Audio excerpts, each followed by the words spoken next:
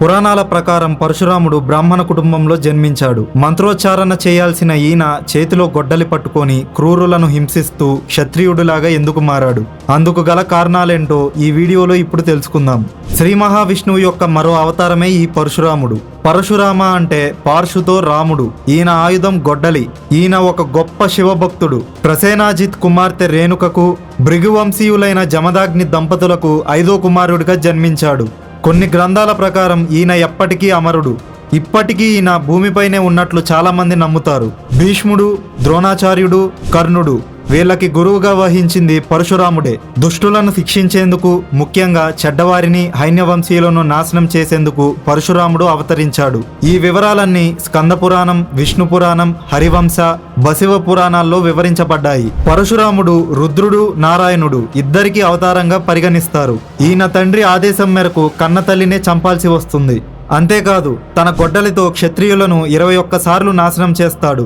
అందుకే ఆయన్ని హైహేయ వంశానికి చెందిన క్షత్రియుడు అని పిలుస్తారు. పరశురాముడు ఇప్పటికీ భూమిపైనే చిరంజీవిగా ఉన్నారని చాలా మంది విశ్వాసం. త్రేతాయుగంలో జన్మించిన 7 అమరవీరులలో ఈయన ఒకరు. తాను పుట్టుకతో బ్రాహ్మణుడైనప్పటికీ క్షత్రియుల దూకుడు, ధైర్యం ఉన్నాయి కాబట్టే అతనుకు బ్రహ్మక్షత్రియ అని పేరు వచ్చింది.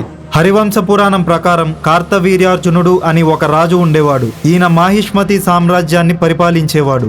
ఆయన పాలనలో ప్రజలు చాలా కష్టాలు పడ్డారు. ఈ కాలంలో ఎంతగానో బాధపడిన ప్రజలు క్షత్రియుల క్రూరత్వం నుంచి భూమిని, జీవులను కాపాడాలంటూ శ్రీ మహావిష్ణువును కోరారు. అప్పుడు ధరణికి సాయం చేసేందుకు విష్ణువు పరశురాముని పేరుతో రేణుక, జమదాగ్ని దంపతులకు జన్మించాడు. ఆయనే తన చేతులతో స్వయంగా క్షత్రియులను సంహరించి ప్రజలను క్రూరత్వం నుంచి కాపాడాడు. పరశురాముడు యుద్ధంలో ఎంతో నైపుణ్యం కలవాడు.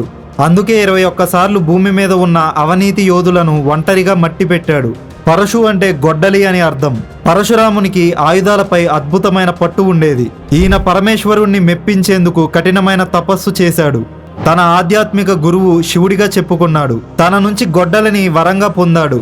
ఆ తర్వాతే ఆయనకి పరశురాముడు అని పేరు వచ్చింది. పరశురాముడి తల్లి రేణుక ఎంతో అంకితభావం కలది. అయితే ఓ రోజు కుండతో నీరు నింపుతుంటే ఆకాశంలో గంధర్వరథం ప్రయాణిస్తున్న సమయంలో ఒక్క క్షణం కోరికలకు లోనైంది. దాని ఫలితంగా ఆ కుండ నీటిలో కరిగిపోయింది. తన యోగ శక్తుల ద్వారా ఈ విషయాన్ని తెలుసుకున్న ఆమె భర్త ఆవేశంతో తన భార్యను చంపమని కన్న కొడుకు పరశురాముణ్ణి ఆదేశించాడు. ఎందుకంటే తను తప్ప ఈ పని ఎవ్వరూ చేయలేరు. అందుకే తన తండ్రి చెప్పినట్టు తన తల్లి, 4 సోదరులను వారి తలలు నరికేస్తాడు. పితృవాక్యాన్ని సంపూర్ణంగా పాటించినందుకు జమదాగ్ని మెచ్చి 2 వరాలు కోరుకోమంటాడు. ఆ వెంటనే తండ్రి పరశురాముని కోరిక మేరకు వారికి తిరిగి ప్రాణం పోశాడు.